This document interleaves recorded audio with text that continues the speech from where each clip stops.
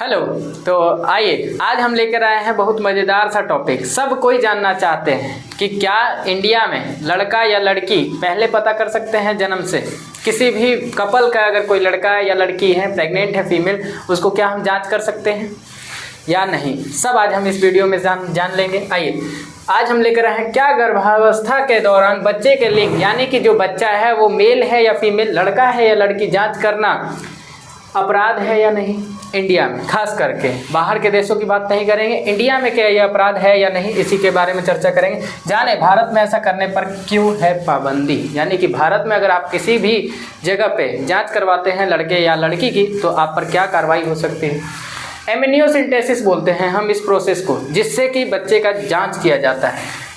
अब सीधी सी बात, आप जो भी लिखा हुआ है उसको पढ़ लेंगे। हम यहाँ पर समझा रहे हैं एमनियोसेंटेसिस को। क्या होता है एमनियोसेंटेसिस? जब भी कोई फीमेल प्रेग्नेंट होती है उस समय उसके यूट्रस यानी वोम, जिसको हम लोग गर्भाशय भी बोलते हैं, उसके अंदर इस प्रकार से बच्चा पल रहा होता है। अब इस बच्चे की जांच करनी है, ये बच्चा मेल है या फीमेल है। जैसा कि आपको पता है कि अगर हम एक मेल की और एक फीमेल की क्रोमोसोमल नंबर संख्या की बात करें, आइए देखते हैं। मेल में 1 से लेकर इस प्रकार से 23 तक होंगे पेयर्स में, और फीमेल में भी 1 से 23 तक लेकर पेयर में होंगे।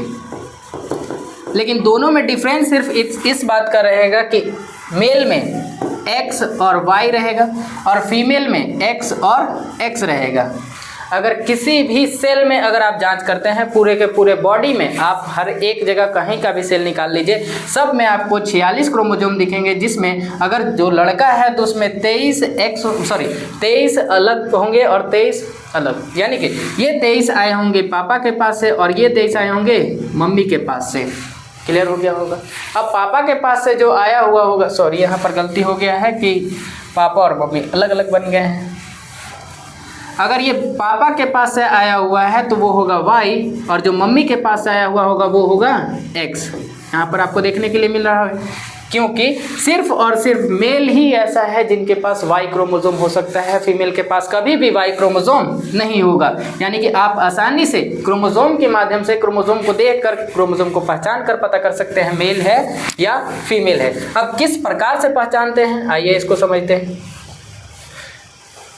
Amniocentesis is a prenatal. Prenatal का मतलब बर्थ से पहले, नेटल का मतलब होता है जन्म लेना और प्री का मतलब पहले। जन्म से पहले अगर हम कोई भी जांच कर रहे हैं तो उसको बोलते हैं प्रीनेटल, यानी कि एमनियोसेंटेसिस जन्म से पहले का एक जांच होता है। Test where a needle is used to collect a small sample of amniotic fluid. Amniotic fluid typically between 14 and 20 weeks of pregnancy, यानी कि कितने महीने, लगभग 2 या 3 महीने के अंदर या 4 महीने के अंदर भी हम ये जांच कर सकते हैं। उस समय क्या होता है कि किसी भी यूट्रस के अंदर सिरिंज या इंजेक्शन की मदद से उसमें जो फ्लूइड होता है उसको बाहर निकाल लिया जाता है। उस फ्लूइड में छोटे छोटे सेल्स भी मौजूद होते हैं उस बच्चे के। अगर हम सेल्स की जांच कर लें, मॉर्फोलॉजी देख लें, या बात करें सेल के क्रोमोसोम के नंबर की जांच कर लेंगे तो हमें आराम से पता चल सकता है वो मेल है या फीमेल है। क्लियर हो गया होगा।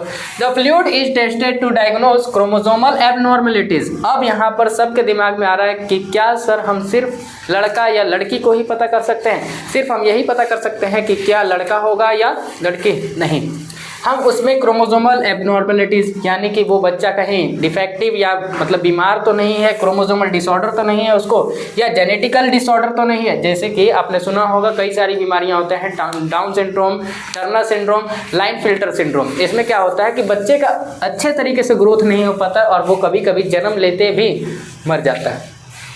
इस कंडीशन में हम लोग करते हैं एमनियोसेंटेसिस, ताकि वो जो बच्चा है जन्म लेने के दौरान उसको कोई दर्द ना हो, कोई पीड़ा ना हो, और हम उसके लिए अच्छा सा अच्छा उपचार, या फिर अगर नहीं हो सकता है उपचार तो उसको अच्छे तरीके से उपचार कर सकें या डिस्पोज कर सकें। अदर बर्थ डिफेक्ट्स, यानी कि अगर कोई भी और बीमारी है तो भी हम इसमें एमनियोसेंटेसिस से उसको पता कर सकते हैं। In this fluid also contains foetus cells, यानी कि उनका जो सेल है फीटस का, यानी फीटस किसको बोलते हैं? बच्चे को। जो ग्रोइंग एम्ब्रायो है यानी कि जो बच्चा बन रहा है अभी, इसको हम लोग बोलते हैं फीटस। यानी कि जब हम लोग फ्लूइड निकालते हैं उसमें फीटस का सेल भी होता है। अभी तो हमने बता दिया था कि सेल का जांच करेंगे यानी क्रोमोसोम का नंबर जांच करेंगे, जिससे हमें सेक्स ऑफ फीटस पता चल सकता है, यानी सेक्स का मतलब मेल है या फीमेल है। अब अगर हम मेल और फीमेल पता कर ही ले रहे हैं पहले ही, तो अब यहाँ पर मेल और फीमेल की भी जांच हो गई, साथ ही साथ क्रोमोसोमल एबनॉर्मेलिटीज़ की भी बात हो गई, जेनेटिक डिसऑर्डर की भी बात हो चुकी है, और भी अलग अलग प्रकार की बीमारियों की बात हम लोग कर चुके हैं। यानी कि कुछ भी हम पता कर सकते हैं बच्चे के जन्म से पहले ही। नोट, इंपॉर्टेंट पॉइंट क्या बोला जा रहा है, नोट, एमिनियोसेंटेसिस इज बैंड। बैंड का मतलब यहाँ पर कभी भी एमिनियोसेंटेसिस भारत में लागू नहीं है। क्यों बैन है? Misuse of procedure for female foeticide. Foeticide का मतलब समझिए, फीटस का मतलब होता है बच्चा और फिटिसाइड का मतलब होता है बच्चे को मार देना, और वो भी खास करके किस प्रकार के बच्चे को? फीमेल। आपने बहुत बार सुना होगा भ्रूण हत्या, जब भी पिछले या पहले के ज़माने में, अब भी कहीं कहीं लेकिन बहुत कम हो चुका है फीमेल फिटिसाइड। यानी कि पहले के लोग पता कर लेते थे यूट्रस में ही कि लड़का है या लड़की, और अगर लड़की होती थी तो उसको यूट्रस में ही मार दिया जाता था, ख़त्म कर दिया जाता था। इसलिए इंडिया सरकार यानी भारत सरकार ने इसको सैचुरेटरी बैन कर दिया है। यानी कि सैचुरेटरी का मतलब होता है कि ये बैन तो है, लेकिन अगर आप पूरे रूल रेगुलेशन के साथ जाते हैं तो ये कभी कभी एमिनियोसेंटेसिस कर सकते हैं। बढ़िया से बढ़िया डॉक्टर के साथ, क्वालिफिकेशन डॉक्टर के साथ आप एमिनियोसेंटेसिस करवा सकते हैं, लेकिन उसके लिए आपको कुछ रूल्स और रेगुलेशन का पालन करना पड़ेगा। और ये बैन हुआ है 1971 ईस्वी में, ये बात याद रखेंगे। 1971 ईस्वी में एमिनियोसेंटेसिस बैन हो चुका है भारत में।